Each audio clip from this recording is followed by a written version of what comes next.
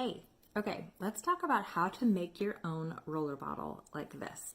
This is a 10 milliliter roller bottle. It's glass and it comes with a glass roller top. I prefer glass or stainless steel balls on these, and you can order these on Amazon, or there's lots of different Etsy shops that have cute roller bottles with all kinds of different features. So this is one that has little crystals in it, but you could use literally any 10 milliliter glass roller bottle to make any kind of roller you want. So I'm going to make our thieves roller because this is one that we use all the time. So as you can see, it already has the top on it. So I'm going to use the cap to remove the top. So I put the cap on kind of cockeyed, and then I just pull it back to remove the roller bottle. That's super easy. So now that's inside there. I'm going to add 10 drops of thieves to this bottle because this is for our kids. Put this on the bottoms of their feet. So I just take my thieves oil and I drop 10 drops in here.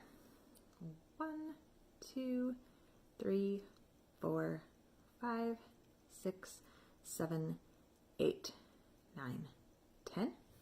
All right. So now the essential oil is in here, and now I need to add carrier oil so that it's already diluted and ready to go on your skin anytime you want. So I get pump bottles of fractionated coconut oil on Amazon again. Any kind of fractionated coconut oil is good. You don't have to be picky about brand necessarily. Just make sure that it has good reviews.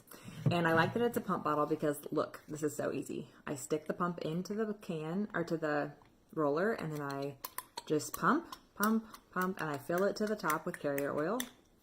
And now it's ready to go. So I get the roller ball back out.